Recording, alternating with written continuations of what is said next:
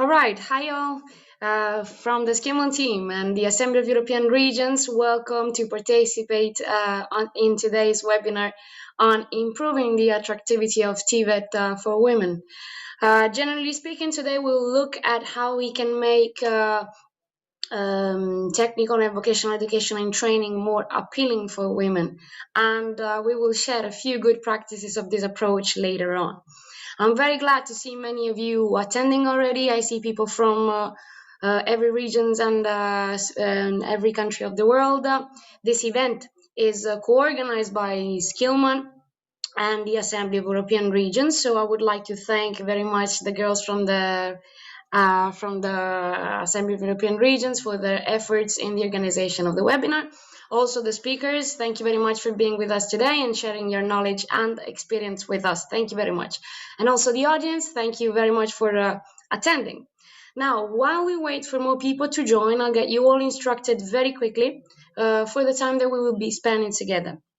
As you see from the screen now, the audience has the microphones muted, so your microphones are switched off, and the same for the cameras. You can ask your questions and share comments if you want in the chat box at the bottom of your screen. So you can do that at any time, and then Joanna, the moderator, will be collecting all the questions, and we will address the questions during the Q&A space as usual, and we'll be answering your questions maybe. So let's move on. All right. Very quick self-introduction. I'm Valentina. I am the communication manager of Skillman, and I'll be with you today throughout the whole webinar with our event speakers today. I would just like to mention the fact that this event is not a sole event, so it's a part of digital events that we are organizing on EU funding opportunities, and we have been implementing them already for a while now with the Assembly of European Regions. The objective of those webinars is to establish effective partnerships and to design, let's say, create synergies for cooperation for future European projects. Of course, this event is embedded as part of a project called SkillNet, in which we work with the Assembly of European Regions. also with the European Network of Innovation for Inclusion, with the International Vocational Education and Training Association, IVETA, with EAPRIL, and in special partnerships with the European Training Foundation. With this project, we want to establish a strategy to develop a large network of centers of vocational excellence. And for that purpose, we organize also these digital events for our international audience. Now, I'll just give you a few key milestones that we have reached so far with the Skillman network, which is, of course, a part in the organization of the webinar today. Skillman stands for Skills in the Manufacturing Sector. The network was created in 2014. We have reached more than 600 members in 300 regions. And 93 countries. We have ambassadors all over the world.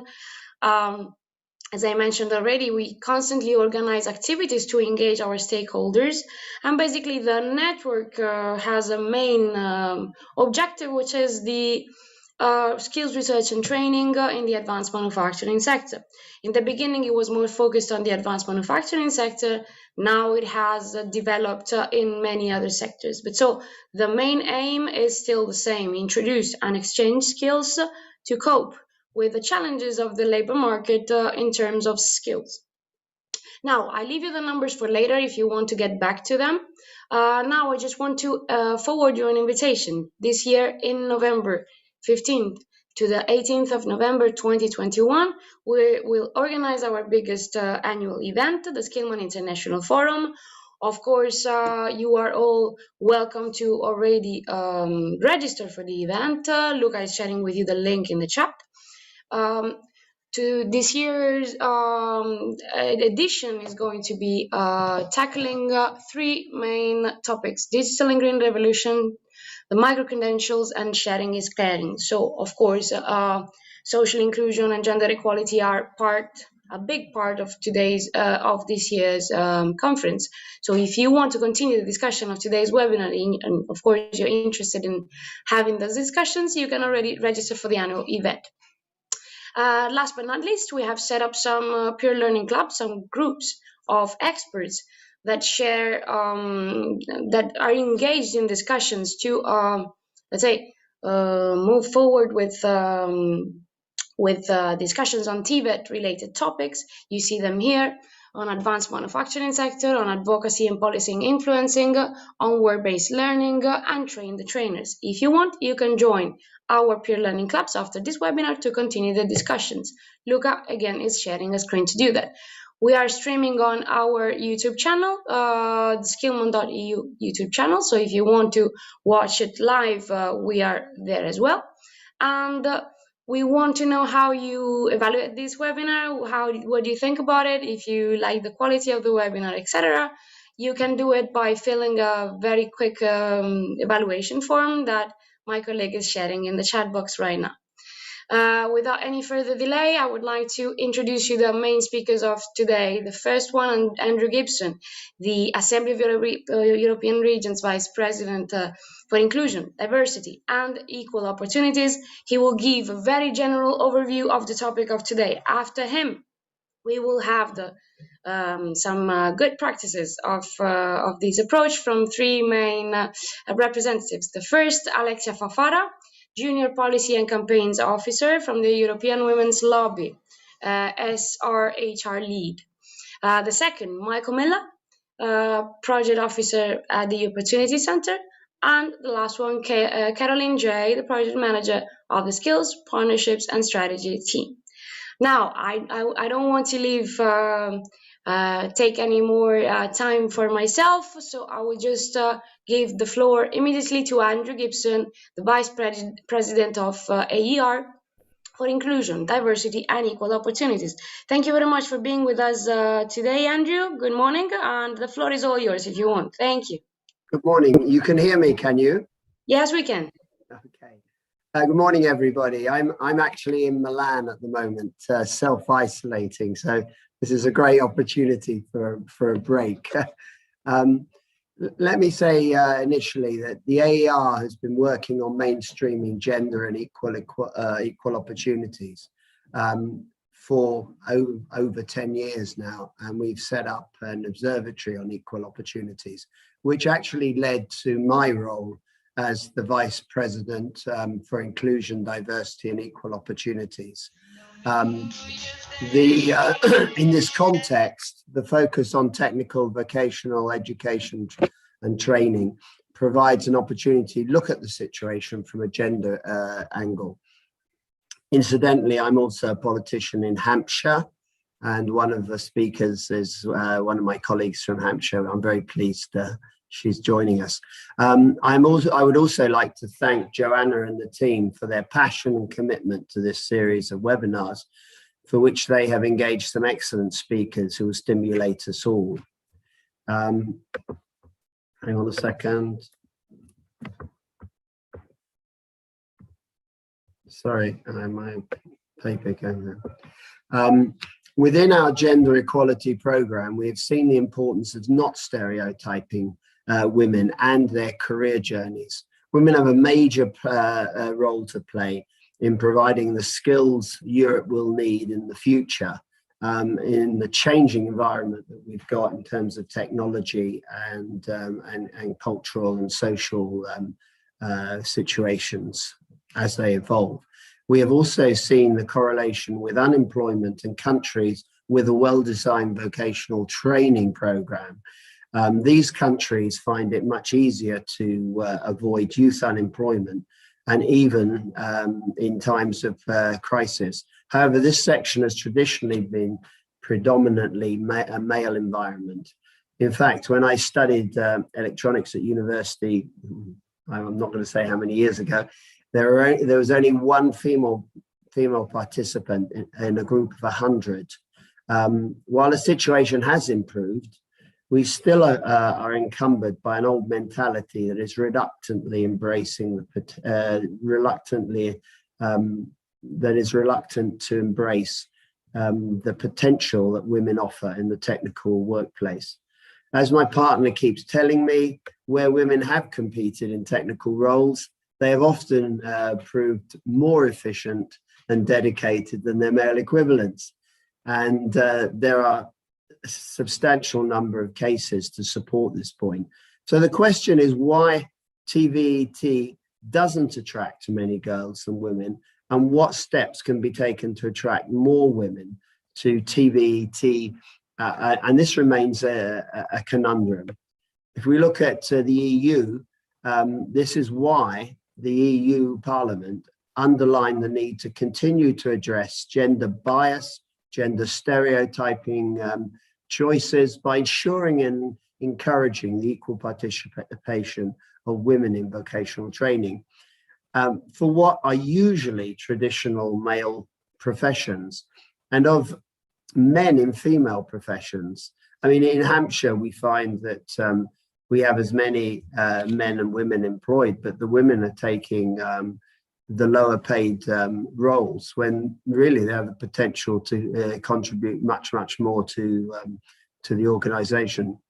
Calls for gender dimension to be reinforced in efforts to modernize VET systems is also on the EU agenda, and to make learning both at and outside work more accessible to women employees and those with families and care duties.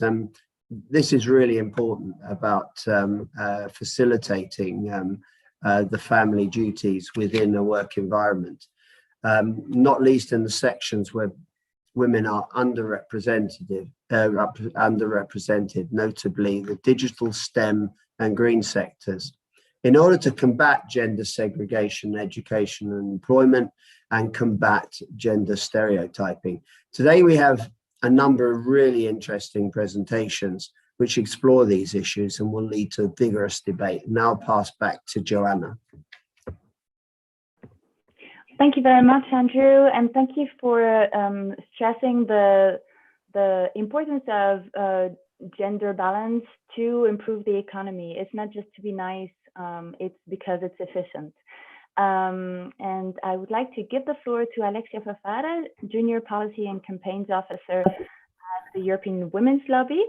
Alexia is active at the EU level, and you'll see that our speakers are active at different levels, and we'll discuss that more in the panel discussion afterwards. Alexia, the floor is yours. Thank you so much. Good morning, and thank you for having me in this very interesting webinar. I'm just gonna share my presentation with you now. And I guess we can start. Yes, so my name is Alexia Fafara. I am Junior Policy and Campaigns Officer at the European Women's Lobby. And so I will tell you a bit more about our work, especially when it comes to combating gender stereotypes, and even more, especially when it comes to the field of education, which is our crucial topic today. Just very quickly about the European Women's Lobby, so you have a bit of background on our work. We are the largest European umbrella network of women associations with more than 2,000 organizations. This in all the EU member states, but also in the so-called candidate countries, such as Turkey, North Macedonia, Serbia, also the UK that left us, unfortunately, and also including Iceland. Our main goal is, of course, to influence the public, but also crucial stakeholders and especially European institutions in supporting women's rights and more generally gender equality between women and men. And for that, we focus especially on 4 portfolios, which are to put an end to all forms of violence against women and girls. For this, you have the example of our campaign, which is called Brussels Call and Her Future is Equal. This campaign aims, for example, at combating sexual exploitation in Europe. We also want to promote women in leadership positions and decision-making processes. We do it especially during the European elections with our 50-50 campaigns, so that we want to have more and more MEPs who are women. We also, of course, support women's economic independence. And actually, 3 weeks ago, we launched our website on gender budgeting. So if you are interested in that, you can have a look at our new website. And finally, which is linked to our topic today, we of course want to challenge and change the culture of sexism and stereotypes. And I am going to tell you more about a campaign we did with the support of the Council of Europe. So regarding this campaign named Sexism, See It, Name It, Stop It, we worked with the Council of Europe, which adopted a recommendation through the different ministries compounding the Council of Europe. It was a recommendation on preventing and combating sexism, especially calling for action in areas such as language, communication, internet, social media, but also education institutions, which are our priority for today's webinar. And you can see that 9 of our delegations took part in this project. And so thanks to this campaign, we could notice the main problems, the main stereotypes present in education. And among them, we especially noticed that a lot of textbooks contain stereotypes related to assumed gender roles. So basically the fact that women are overrepresented in care-related field when men are overrepresented in physical activities or technical activities, which is challenging, especially for little girls to, project themselves in career paths when these career paths are said to be only for men, but we will tackle that a bit after. Then we also noticed a lack of representativeness of women as role models, but also the fact that they were underestimated in books in their contribution to society. So their historical, cultural, scientific role is often silent, unfortunately, in schools. We also noticed a lack of trainings when it comes to career counselor, but also to teachers, even if sometimes it's not voluntary. And I can share with you a small personal anecdote. During my first year of university, actually, I was told by a career counselor that, you know, fighting for gender equality is not a job, and that there are no jobs like that. So then when I got hired by the European Women's Lobby, I thought a lot about this woman. It was a woman actually who was perpetuating this this kind of a stereotype. Then, of course, unfortunately, we have a lack of awareness among students and children sometimes, and a frequent absence of procedures and action to tackle sexist behaviors and gender stereotypes when it happens in schools. So then we can see that all these stereotypes, all these issues have important consequences in the educative field, especially when it comes to girls, because a lot of studies, and especially one done a few years ago, proved that by age of 6, girls internalize the fact that some careers are not made for them because it's more for boys, and that indeed it triggers limitation for them and for their lifestyle choice, which is quite dramatic and sad. So, of course, basing ourselves on all these issues, some recommendations were provided first at the school level. So, of course, the need to review textbooks to make sure that the content of the textbooks are free from sexist and stereotypical roles, that women are depicted as role models, that their contribution to society is recognized. We also encourage all the educational systems to have complaint mechanism, but not only to have them very well knew, that everybody can access them equally, that are easily reachable. Also to teach explicitly about gender equality issues and about history and the fact that women have been unfortunately silenced for a long time, and that it's important to change the narrative. And we also push, of course, to include topics such as consent, personal boundaries, and also comprehensive sexuality education, because we can see that a lot of, let's say, boundaries and comes from the fact that this topic is not tackled even at school. And so that it's important to have that also to encourage critical thinking and representation of all kinds of people, all kinds of minorities, nationalities, different backgrounds, etc.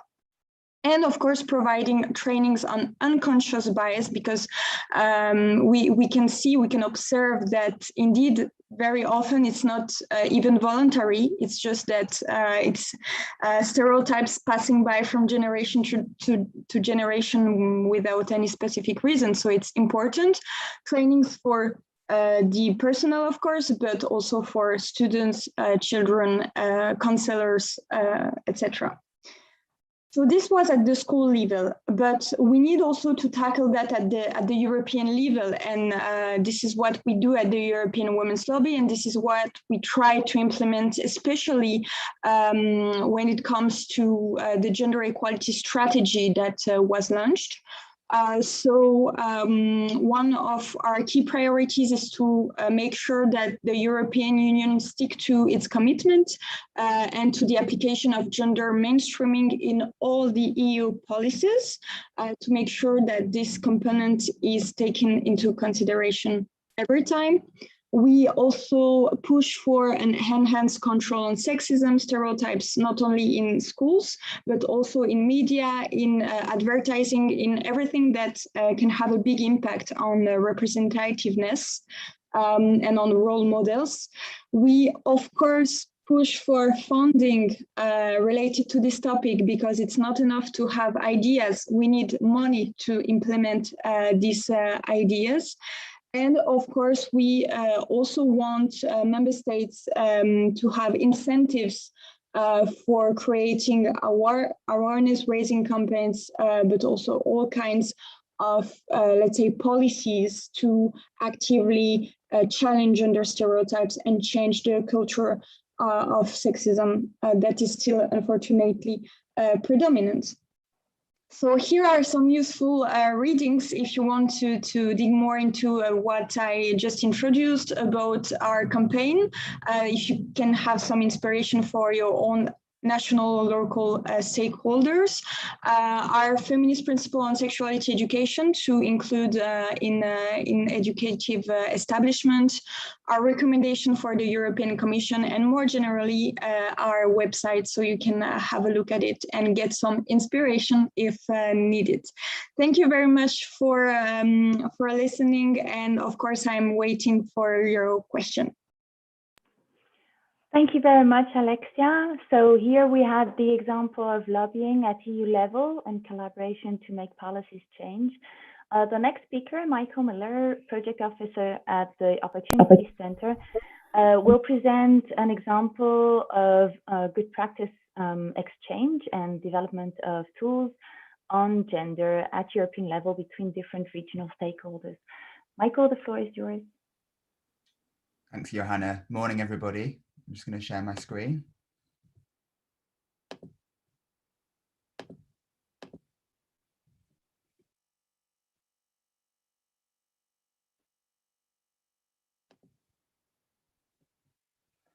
So just to introduce myself, as Johanna and Valentina have said, my name is Michael Miller. I'm Project Officer at the Opportunity Centre in Bradford in the north of England in the UK. We're a not-for-profit social enterprise, and I work in the international arm of the organisation, which has a wealth of experience coordinating projects at a European level, so the Erasmus Plus scheme, Horizon 2020 and EuropeAid. I've been invited to the webinar this morning to discuss Gender Plus. So Gender Plus was a Key Action 2 Erasmus Plus project, which lasted for 2 years and was focused on innovation within the VET or TVET sector. Gender Plus developed a series of resources, governance and benchmarking tools for use by professionals in this sector to understand their approach to gender inclusion, tackling the underrepresentation of minority gender groups. So in the context of today's discussion, we're talking about the glass ceilings, that, or so-called glass ceilings that women often encounter when they enter the workforce, the continuing gender pay gap, as well as exclusion from certain career paths. The VET sector is very much stratified along traditional gender lines. So if I go into my office tomorrow, you'll see that the majority of young females go into childcare and health and social care type courses. As Alexia mentioned in a previous presentation, boys tend to go for construction, plumbing, again, those sort of manual traditional professions. So what we're trying to do here is kind of break down those kind of expectations that people come into the VET sector with. And so people actually follow courses that they're passionate about, that they have an interest in, that they can envisage a fruitful career in the sector, rather than just doing what's expected of them by their friends, family or peers. The Gender Plus project's taken a top-down approach to the project. So what we mean by that is that when a member of VET staff uses our online resources, they're actually trying to picture the whole organisation as a whole. So rather than just someone who's particularly interested or invested in these issues, when they go to use our suite of resources, they're trying to determine overall in their VET setting what the kind of attitudes and atmosphere are regarding gender inclusion and gender diversity. The Gender Plus project was a transnational consortium. So the UK was the coordinator, and we had partners from Finland, from Slovenia, from Bulgaria, Cyprus and Italy. And as you can probably imagine from the diversity of today's audience and contributing speakers, there's a very kind of uneven picture of these kind of issues across Europe. So things that are currently tackled in, say, English school or British schools aren't necessarily tackled in Bulgaria and vice versa. I think the TVET sector is especially important because it's unique in that young people have the classroom training and they also have the practical training off-site. And in our desk research and field research, we found that young people were supported in following gender atypical courses at their classroom setting. However, when they went out into the workplace or into the construction site, for example, they dealt with things like sexist language, even sort of more unconscious issues. So things like lack of a female toilet facility, or lack of female or equipment for women. So for example, overalls which fit a smaller frame, or a hard hat, or steel toe cap boots. So sort of very minor things that a vocational provider can give access to young women wanting to pursue these courses. In terms of the bank of resources that we created, the initial research led to what we call the Gender Plus Charter. So the Gender Plus Charter is a list of minimum requirements that an organisation in the VET sector should try to adhere to or to conform to in order to be sort of considered gender positive. So this covers things like the training of staff, the resources that are used by the teaching staff, both the technical teaching staff and the sort of the classroom side of VET training, tackling bullying, both on work placements and in the classroom settings, and in the kind of language that's used to groups of students, and not just assuming that all construction students will be boys and all childcare students will be female. The current best practices we found, it was both in the partner countries involved, but also on a wider level. So for the last 25 years or so, the Opportunity Centre was the Euro Guidance Centre for the UK. So we were able to interview members of staff from all across Europe, in and out partner countries, to find out about current best practices in gender inclusion. The minimum requirements that were laid out in the Charter fed into the development of a benchmarking tool. So this is an online resource which VT practitioners can go to assess their current services and track improvement. And this is kind of boiled down into 4 main categories. We have policies, communication skills, staff training, and teaching practices. We understand that gender inclusion can often be quite a contentious or controversial issue in some countries. So the idea is that people use the benchmarking tool over a period of time. It's not a one-time only thing. It's something that they go to and to kind of scope out at first, read more about our best practices, find out about the picture across Europe, and then over time, try to become more and more gender inclusive and welcoming, for example, to girls on traditionally male areas, male subjects, or male work placements. Over time, they track improvement in these areas, and they reduce what's called the gender footprint. So the responses that the VET provider or VET organisation provides or gives tallies in with the gender footprint. And once the gender footprint is reduced to an acceptable level, the organisation can class themselves as a gender inclusive training provider, and therefore can publicise this and disseminate this using a Gender Plus kite mark and certificate. The third and final output, which is obviously tied into this, is the Gender Champion Skills Profile. So the Gender Champion Skills Profile lists the core, important and optional skills that a member of staff within a VET setting should have in order to be the main person, or not necessarily an oracle, but somebody who can signpost other members of staff and help students if they do encounter barriers to pursuing what we call gender atypical courses. So in the context of today's session, if somebody who leads a construction course at a VET provider in Europe has a female student who wants to access the course, but they feel that they're not sure how to approach it, how to make the course gender inclusive and supportive of female students, they can go to the Gender Champion and find out more about the kind of language they should be using, the kind of resources they should be accessing to make the VET setting as inclusive as possible. And again, in the UK, for example, we do have like equality and diversity leads, but gender is it's quite nuanced and it's quite multifaceted.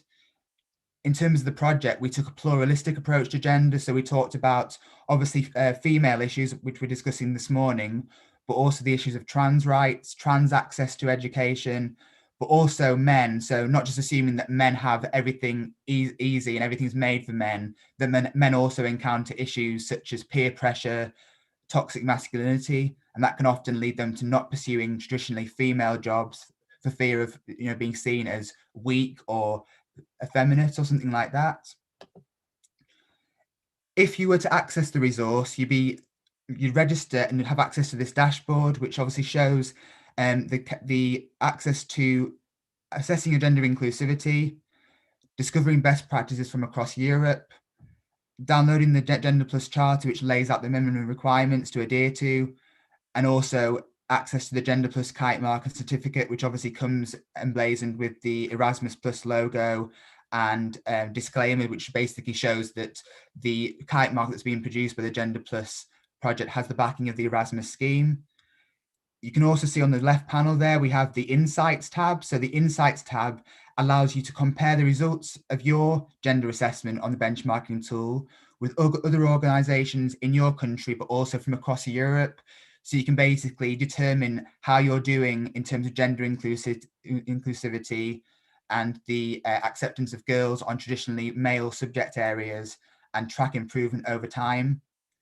If you are interested in accessing the project resources, you can see on the screen here the Gender Plus website URL, as well as a direct access to the benchmarking tool. But as Johanna said, all these resources will be accessible, all these presentations will be accessible after the event. Just as an aside, kind of leading on from what Alexia mentioned in a previous presentation, this project, Gender Plus, has led straight into a Followon project, which is again an Erasmus Plus KA2 project. This is focused on the early year setting.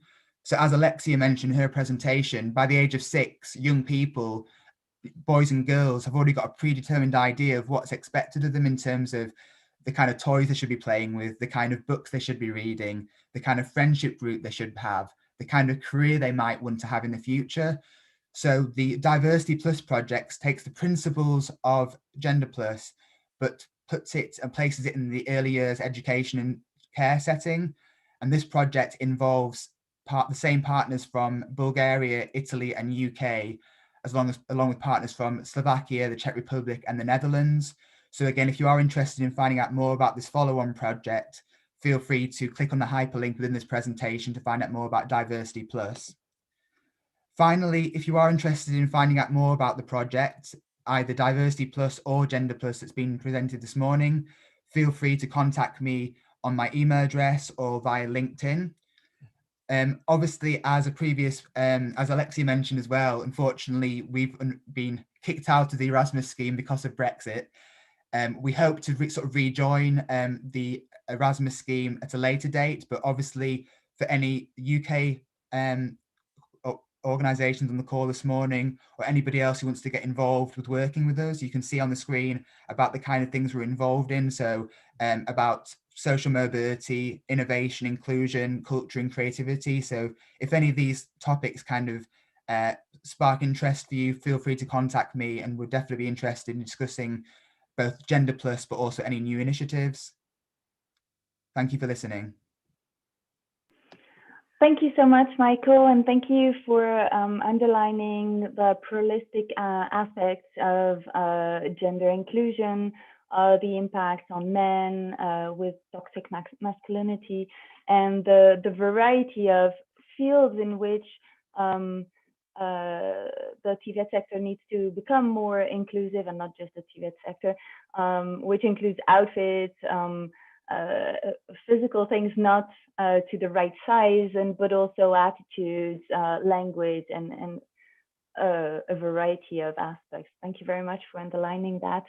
Our next speaker, Carolyn J from Hampshire, will share a personal story of a woman in construction, and that will show a real female career path in construction. Carolyn, the floor is yours. Thank you very much, Joanna. Bear with me a moment.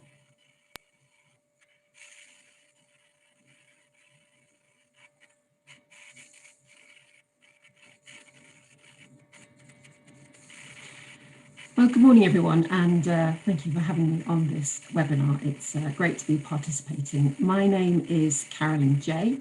and I work for Hampshire County Council. I'm a colleague of Andrew Gibson, who introduced our seminar.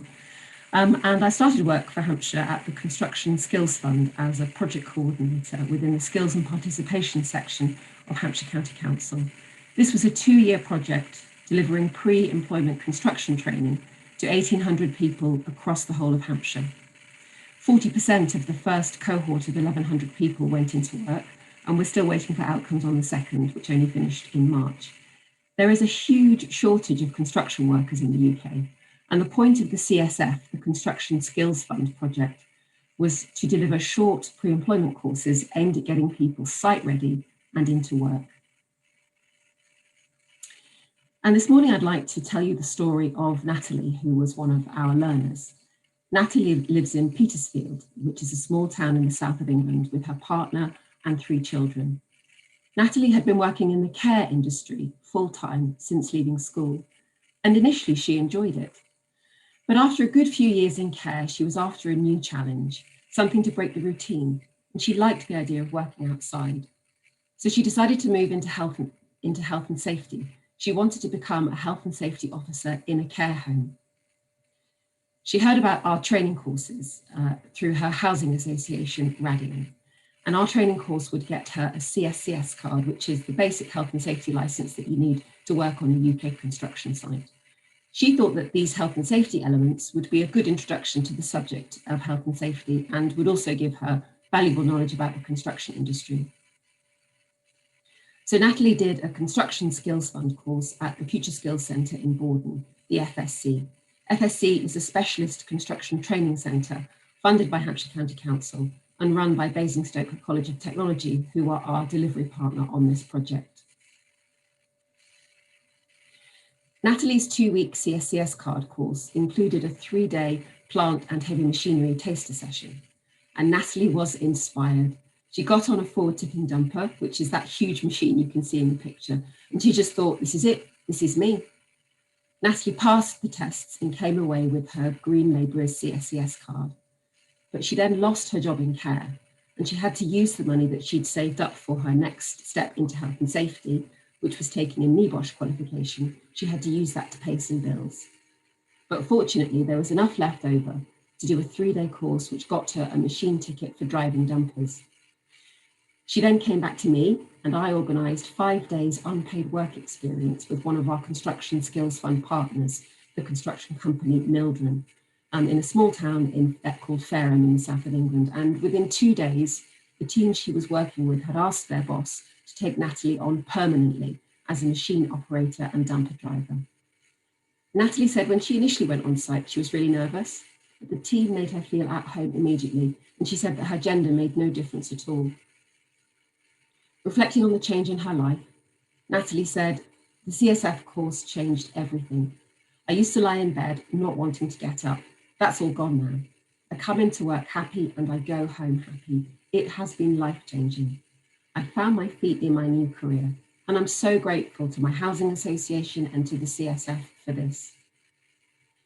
Natalie's message to any women considering a career in construction is this: don't be scared to go and do what you want to do. You'll be surprised at how much construction has changed. I want all women to know this. It might suit them perfectly. I do get a lot of women looking at me driving a dumper around, but mostly they just want to know why I chose to do this.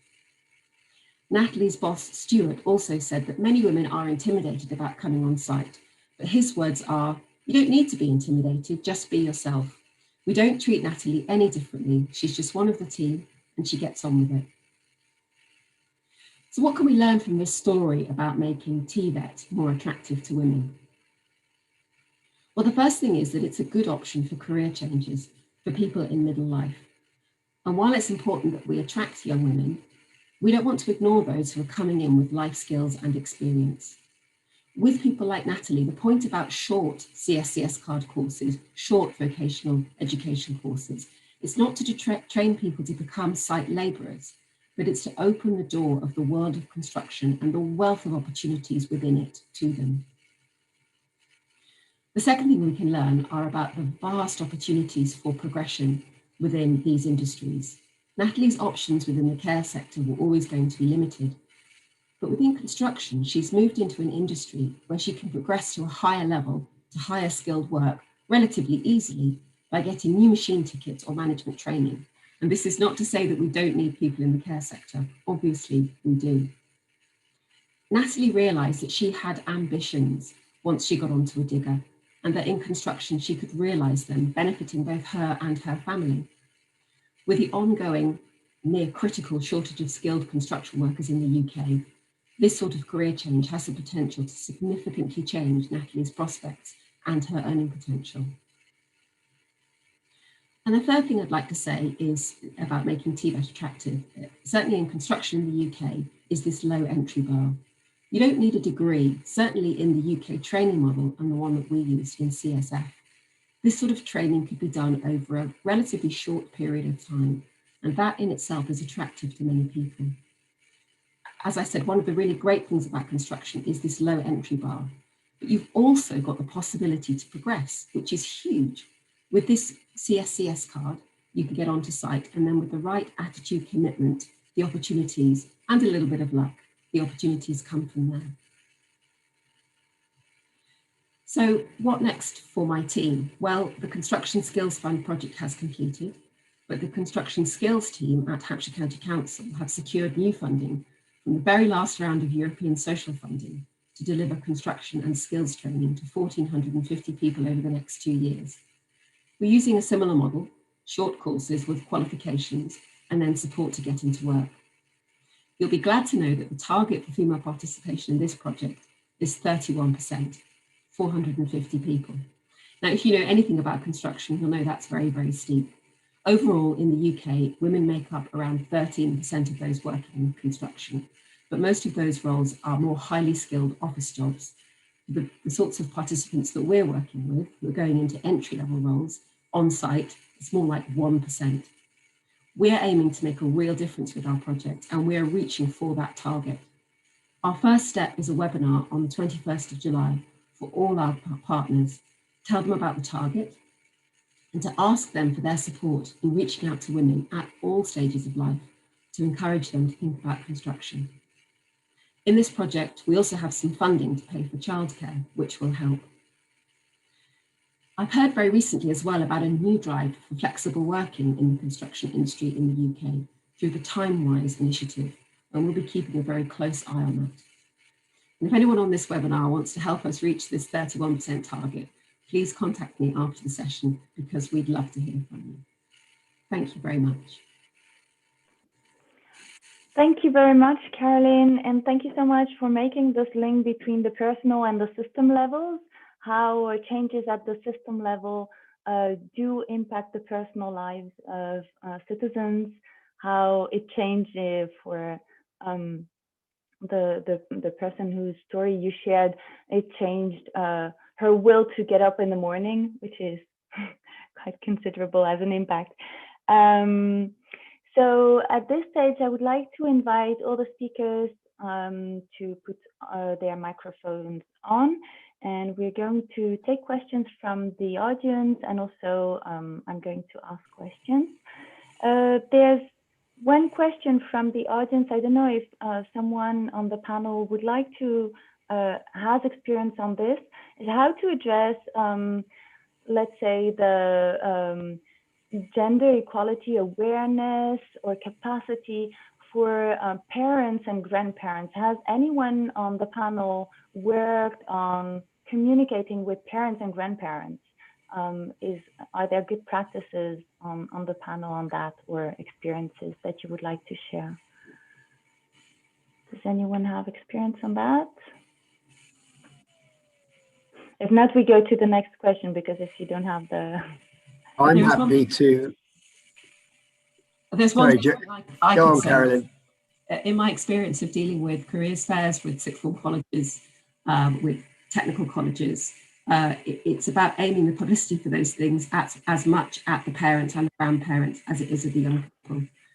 So that means reflecting on, for example, which social media networks you use. It's all very well publicising your careers event on TikTok and Snapchat, but parents and grandparents don't use that. They tend to use Facebook and other social media interactions.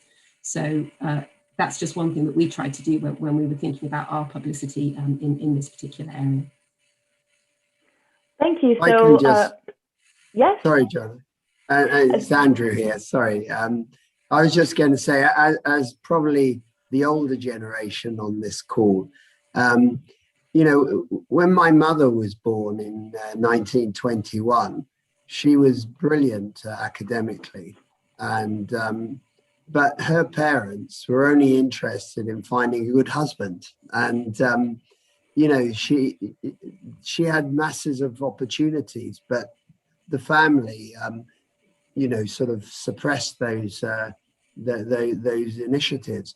So when you talk about grandparents and parents, I think that's the start of the issue, because as you're growing up, if your parents and your grandparents aren't encouraging you, you get into the situation that Natalie was in, Carolyn's example, where you find yourself doing something you don't particularly like when you've actually got the academic ability to have done something different, and something that you really enjoyed.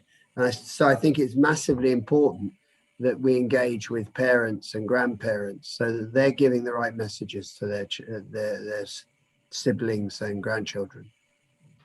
Thank you very much for underlining the importance of addressing parents and grandparents, addressing the communication towards them, and the different ways to do that. So TikTok for the young people, younger generations, and Facebook for parents and grandparents, in order to have a support system behind women who want to go in TVET.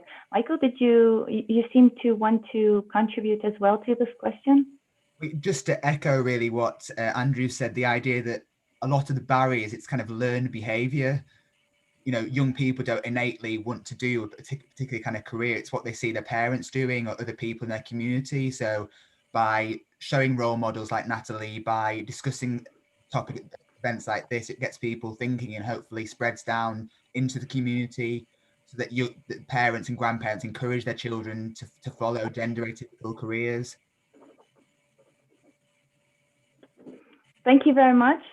And actually, I like your input because it helps me to go to the next question, which is about sharing stories. I'd like to ask our speakers on the panel, in your experience, why does it even matter to share stories? How does speaking about practices impact the daily lives of citizens? I can start if you want. I don't know how we take the floor, but let's do it this way maybe. So first of all, I think that it's very important specifically for representativeness. It's very important when it comes to having role models, and not, you know, not one kind of role models. We need to really have people from different backgrounds, different minorities, so that children can internalize from the earliest age that they are able to achieve their dreams and their goals. So this is the first thing. And I think the second important thing about sharing stories is that it would allow stakeholders to be aware that we shouldn't please ourselves with the bare minimum standards. We should be ambitious, and we should take inspiration of the practices that are a bit everywhere in other countries, because we can see some discrepancies between countries, some much more progressive, some much more conservative. But thanks to that, we can see that it's possible actually to be ambitious and to reach better standards for girls and boys to achieve their dreams. So I guess this is also a matter of pushing for the progress for all the stakeholders in all the countries. So these are my two main points, but of course I give the floor to my other colleagues on the panel. Thank you very much. So I heard representativeness, diversity of role models, and not be satisfied with the bare minimum, but be challenged by other practices. Thank you very much for this input. Is there someone else on the panel who would like to answer this question? I was just going to say, to kind of avoid sort of tokenistic imagery. So that typical image of like the girl wearing the hard hat, that's all well and good, but you also need to have actually like Carolyn's example of a lived experience to find out a real person's experience of considering a career which isn't necessarily typical for her gender or for her sex. So it's important to share stories so girls can actually see that these things do happen. It's not just kind of a tokenistic image or something that's used for marketing purposes for a college. There's actually daily experience where people go, girls go on to construction sites or become plumbers or whatever it might be. Yes, I want to see another pink construction hard hat in my life. Like, yeah, please, let's not. For me, it's about relatability. Michelle Obama said, you can't be it if you can't see it. So it's about enabling people from all different types of women at different stages in their lives. It's about enabling them to relate to that change in their lives. So I think it's that point of seeing someone who is like you. And that's why we need really diverse gender role models, lots of different diverse models. But if you see someone like you and you see how they've changed their path, then it makes it much easier for you to envisage how you might be able to do that, how that might be possible. For someone who is like Natalie, seeing someone who has got a degree, who's done their architecture, their engineering training, that is also almost as unrelatable, possibly, as seeing a man in a hard hat driving a digger. If I could just add, without repeating what's already been said, but it goes to unconscious stereotyping. And if you can continually put out stories out into the out on the web or whatever, you move the bar for unconscious stereotyping. People suddenly think, oh yeah, girls do jobs, they do go and become electrical engineers, electronic design engineers. And it's sort of like the unconscious stereotyping actually moves. And I think that's very important. Thank you very much. So my next question is, if there was just one thing we should forget about and one thing that we should keep to improve the attractiveness of technical and vocational training for women, what would it be? Andrew, do you want to start as you were the last one?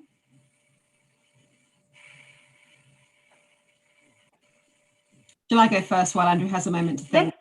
Yes. Sorry, go first, Carolyn, sorry. I'm going to turn your question slightly on its head, Johanna. The thing I don't want to forget about are people like me, because we talk a lot about TVET in the context of younger people, but I think older women have an awful lot to contribute as well. So people in their 40s and 50s, it's really important that they have the chance to participate in technical, vocational, and educational training as well. People like me come at jobs like this with a huge amount of skills and experience. Often we're done with, family life is less complicated, although there may still be caring responsibilities in another area. So don't lose sight of the breadth of women as we travel through our life journeys. That's the thing I don't want you to forget. Thank you so much for this input. And I do have to say that when we did the title of this event, I on purpose kept women and not girls, because that was important to not focus on original training and girls only. Does someone else on the panel want to answer this question? So one thing you would like to forget, that we should forget, and one thing that we should keep. I'm not sure about how to answer this, but we go through life with a perspective that we get from our parents and our own environment, and a lot of people, forget that there are alternatives, and they go through life and they're stuck in a particular rut, and they don't actually sort of just stop and say, look, I can change, or they feel sort of trapped in an environment where they don't like their job. They may not be having their family life is reflected, their reflection of the fact they're not happy.